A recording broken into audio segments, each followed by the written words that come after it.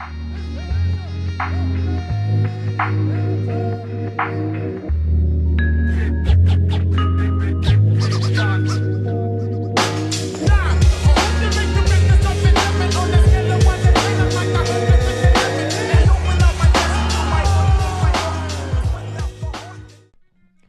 good, fight fans? Welcome back to another episode of Combat and Kick It with your host, Bando.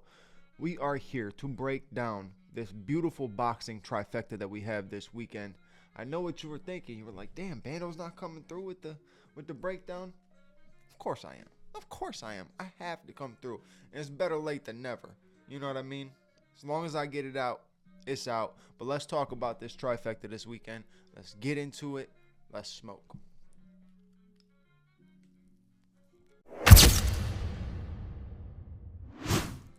So I'm scrolling through some of my videos recently, and I'm looking at it, and I'm like, man, view count down, lost subscribers, don't know what I'm missing, swinging and missing over here, but maybe it's the lack of boxing. Can't have a combat sports podcast and not talk enough about boxing. And then when you have giant events like this, you cannot pass up on it. You have to talk about it. They are fighting in Times Square tomorrow. Well, technically today. It is currently 1 a.m. on Friday. So technically today, they fight in Times Square. Tonight is going to be an absolutely dope event. And I said it 3 times because we got the trifecta. So if you're not familiar, which would be actually surprising if you're a boxing fan and aren't hip to this trifecta, you got Teofimo Lopez defending his belt up against Arnold Barboza Jr. Then you have Devin Haney going up against Jose Ramirez. And then you got Ryan Garcia going up against Rolly Romero. So 3 stacked fights with 6 guys all around the same division, in the same division type of thing. All potential matchups for the future. Maybe a rematch for Garcia and Haney down the line. Maybe end up getting a Haney Teofimo Lopez matchup. You never know. There's a lot that you can build from every one of these fights. But with matchups this big, you got to talk about who's going to win, why they're going to win, you know, the reasons that's going to take them to the win. So, you got Teofimo Lopez and Arnold Barboza Jr. Who wins this matchup and why? Now, we all know Teo being a very slick style fighter. Have a little bit of a pop in his punches, good speed in his hands as well.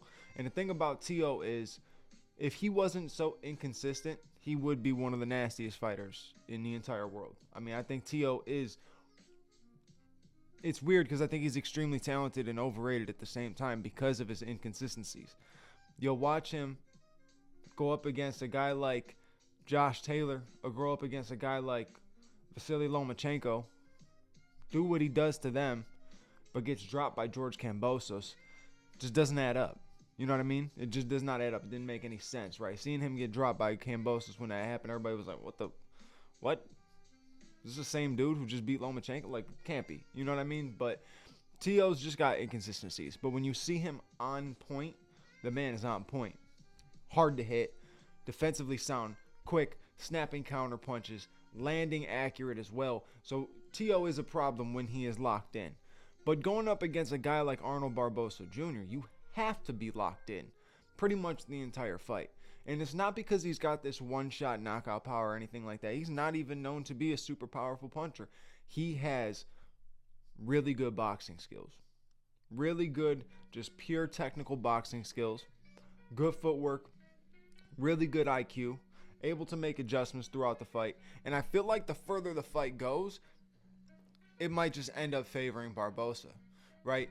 Teo has to take it early, take Barboza completely off his rhythm, get him completely off his game, mix some stuff up right off rip, get into his head and not allow Barboza to do what he's best at, which is basically control a pace to where he can outbox you for the whole fight. And he's still landing. It's not like one of those guys who's just trying to Devin Haney jab himself to a victory. He's actually in there boxing, but he can do it all the way through, and I can see him getting a win against Teo, especially by decision. But the thing about Teo, like I said, if he's locked in, right? If he's super motivated, I mean, he's coming in as, I think it's like a minus 240 favorite, if I saw it correctly last time, somewhere between minus 210 to minus 240. So big favor going into this fight. And Arnold Barboza is the one who's undefeated going into this fight. So it's interesting. It's either Arnold Barboza's always going to go and T.O. looks like an absolute dominant champion, or you see that little hump of inconsistency from T.O. again, and Arnold Barboza goes in there and outboxes him for the entire fight. Maybe not the entire fight. T.O. has early success, but Arnold Barboza makes the adjustments late on to end up getting the win. It's very possible. I can definitely see that happening.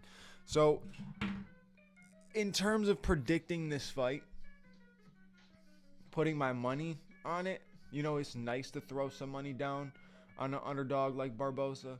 Somebody who is as talented and as skilled as him on a boxing level. And he does have a puncher's chance too. I mean, it's not impossible for him to knock Teofimo Lopez out if he catches him with the right shot. Like I said, Kambosos dropped him, so you never know. But I would definitely have to lean, if I'm putting money into it, I would definitely have to lean with Teofimo Lopez. I'm not sure how he gets it done though. You know what I'm saying? I just can see him being the one at the end of that fight getting his hand raised. Whether it's an early finish between 1 through 5, or if he gets the decision. But I think Teofimo Lopez is going to have this one. I think we're going to see the consistent, clean, hard to hit, defensively sound version of Teofimo Lopez. Because he needs to. He has to bring that version. Now, Arnold Barboza sitting back saying, I have no other choice. I have to win this fight. And it's very, very true. I mean, he's coming off of a really good win over Jack Catterall. So, he needs to continue to ride that momentum. And to put Jack Catterall and Teofimo Lopez back-to-back on your resume, that's huge. That's huge. So, I can see Barboza doing it, but I'm leaning with Teofimo Lopez right now. So going into the next fight, you got Devin Haney versus Jose Ramirez. This is a very interesting fight too. Obviously a fight Devin Haney needs to win. Now, he's coming off of, I don't know what to call it at this point. It was a loss. He originally lost to Ryan Garcia. And then after going through court and everything like that to get the fight overturned, he got it ruled to a no contest. So the 0 is still there for Devin Haney, but in boxing fans' eyes, it's like I don't know. I don't know how true the dirtiness of Ryan Garcia was, but I guess we'll find out this weekend. You know what I mean? When we see the performance by him against Rolly. But Devin Haney versus Jose Ramirez is an interesting matchup because clearly we know Devin Haney is the better boxer going into this fight. More technically sound, right? Good jab. Good body work with the jab as well. Good setups, good footwork, good head movement, right? So we know Devin Haney is the more polished, skilled fighter in this. And Jose Ramirez has to go up a weight class, right? So he's jumping up in weight to take this fight. Very tough fight to take, jumping up in weight. You know what I mean? Like, you're taking on, I know a lot of people are sleeping on Devin because of the last fight, but you're jumping up, taking on one of the toughest challenges you could potentially face. So how does Devin Haney get it done? How does Jose Ramirez get it done? First off, I want to say the biggest downfall of Devin Haney is Bill Haney, okay? I think Devin Haney would have so many more fans, and I've said this on the podcast before. He would have so many more fans if his dad just was not involved. And I'm not even saying like involved in the boxing. I mean, just You don't even need to talk. You don't even need to talk because you make your son look stupid. You make yourself look stupid. You don't even need to talk. So please just stop. Just stop, brother. But either way, can't take that away from what Devin's talent is. And Devin's talent in that ring is he is a pure boxer. He's very good at being able to stick the jab out, hold the jab there, and literally jab you all the way to a decision. Jab the head, jab the body, stay out the way of any heavy punches. That's pretty much what he will have to do in this fight. Maintain distance, keep Jose Ramirez at bay, not allowing him to get in. Jose is the smaller fighter technically in weight and stuff like that. Him going into this fight, going up in weight, is very tough. He has to carry something a little bit different than anything that Devin has seen before, and he's not bringing anything too crazy. But he is going to pressure Devin. He is going to try to close the distance as much as he possibly can. He has phenomenal body work, right? Very good body work by Jose Ramirez. So if he can close the distance and work that, he might have a lot of success, a lot of potential success. Just the thing is, Devin Haney is typically good at being able to keep guys like that at bay, not allowing them to get in and have their success. So if he can continue to do that for the entire fight, just be able to keep him away, and I think the size and stuff like that advantage that he has, he can easily get this fight. He's looking like a massive favorite right now. I'm talking like an 88% chance of him winning, people have, which is crazy to think, right? Coming off a loss, he needs to prove himself, or a controversial loss, he needs to prove himself. Taking up a tough challenge, just a guy coming up in weight, though. That's the only thing. He's somebody that's lighter than you. That's one of the biggest factors that plays a part in this fight, is the fact that Jose Ramirez has to jump up, and Jose hasn't had no tune-up fights at all in this division. You know, it's funny because the last time Devin Haney fought, when he fought Ryan Garcia, I said that Ryan Garcia is not going to have no route to victory except finishing him. And I feel the same way with Jose Ramirez right now, that he doesn't have any way to victory besides getting a stoppage. He needs to secure a stoppage, which is possible, like I said, if he's able to close the distance. But I think Devin is going to be able to keep him at bay, control the pace, get the decision win. But I was wrong with the last Devin Haney fight prediction. I did not expect Ryan Garcia to go in there and do that. Now, obviously, we know the controversy following it. But regardless of that, the performance in the ring that night, nobody expected that. And I don't expect Jose Ramirez to come in and do something like that. But if he closes the distance, you know, really, really tightens up that gap, lands devastating body shots. I'm not talking about just body shots. I'm talking about devastating body shots. Then finish off going over top. He might have a good chance of getting the W. But in this one, I got to lean with the massive favorite in Devin Haney, because I just believe Devin Haney's going to be able, like I said, keep him at bay, control the pace, land good jabs, 1-2s, body jabs, setups, counters, nothing crazy, nothing that we haven't seen Devin already do. Devin's not going out there to try to prove people wrong in terms of like, oh, I want to show everybody I'm like a killer in there. Like, I'm going to go out there and I'm just going to smoke this guy. No, he wants to go out there and just show everybody that he is the superior boxer. And he's a superior boxer out of all the guys on this entire card, is what he's trying to prove. And the best way to do that is go out there and control a fight for the entire fight, control the pace, and just outbox him. And I think that's exactly what Devin Haney's going to do to Jose Ramirez, where Jose might have some slight success, might land some heavy shots, might put some Devin Haney fans, you know, with their nerves a little bit, might put them a little worried, but I think overall Devin Haney's got this one in the bag. And now we move on to the main event. Rolly Romero goes up against Ryan Garcia. I think Ryan should take this with no problem. Okay.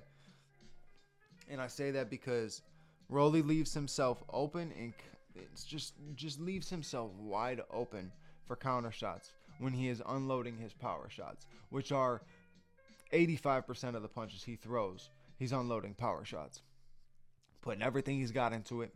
If you look when he throws like left hook to the body, or just a left punch in general, any type of left hand that he throws, he leaves himself wide open. And he does the same thing when he unloads a heavy right hand. And if he does that, we already know the speed of Ryan Garcia's left hook and that counter, disgusting. So if Rolly leaves himself wide open, he's going to get clipped. Now, going into this fight, we already know Ryan's the guy with the speed on him. I don't want to say that he's got the power, because I'm still not 100% sure with everything that happened in that last fight with Devin Haney. We got to see where Ryan carries the power. We know the speed and the fact that you don't see his punches coming get him a lot of the finishes, but total, his power, where is that at? We know Rolly Romero has the better power. Heavy puncher for sure. But you're also looking at a cat who let an old man take him the distance and almost beat him. You know what I mean? Like, almost beat him for the belt, put him in a corner, put him in danger multiple different times. So, like, if a guy in his 40s can do that to you, Ryan Garcia in his prime should have no problem getting the finish against you. And a lot of people are assuming that Rolly is just like a big enough name, but also an easy enough opponent for Ryan Garcia to continue to build his claim to becoming the face of boxing. I can see it, but Rolly's no guy to sleep on, right? He's had some bad outings, but he's also had some great outings. Before the Tank fight, he was undefeated leading into that. He was getting knockouts. People were wondering, is he going to be one of the guys like Tank, who is just so powerful that every time he touches you, you end up going to sleep sometime during the fight. People were looking at it, but it's just the way he throws. He throws explosive, right? Like I said, 85% of his punches that he throws are all power shots. And he's making it known, too. He telegraphs 90% of those, right? So, like, 85% are power punches, and 90% of those power punches are telegraphed. Some math for you.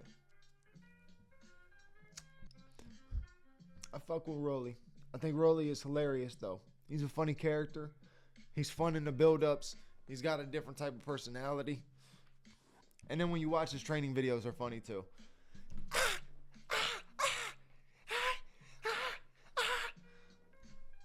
Sounds so dumb. I don't know if he's trolling or if that's just the way he does it. But Rolly does have a chance.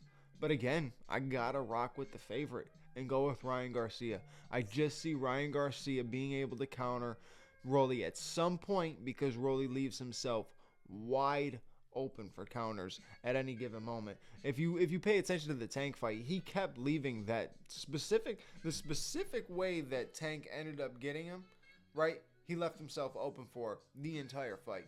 The entire fight. Tank was just waiting for the moment to exploit it, and he did. And that's the thing with Rolly. Rolly will continue to do that. He will go in there and end up getting hit with the same combinations that finished him in the Tank fight, right? He doesn't make any adjustments. Keeps his head on the center line. Poor footwork. I mean, he's very flat-footed. That's why he's such a powerful striker, such a powerful puncher, because he's so flat-footed. But against a guy like Ryan who's so quick and who does have power in his punches, I mean, it's not crazy power, but it's power in his punches because of how fast and you don't see him coming. I see Ryan catching him with a counter left hook and ending the night. So that is my prediction for the boxing trifecta that is in Times Square. I mean, that alone is going to make this event so dope to watch. Times Square. And then Saturday, we get the Canelo fight. And then Sunday, we get the Inoue fight. So this weekend is not only is it a boxing trifecta on Friday, it's a boxing trifecta for the entire weekend. So for boxing fans out there or growing boxing fans, you are in for a treat. But I appreciate you guys for watching this episode. You know what to do if you enjoyed. Like, comment, subscribe, hit the bell notification button so you know when the next episode will come out. And that's when I'll catch you on that next episode. Your boy Bando's out. Peace.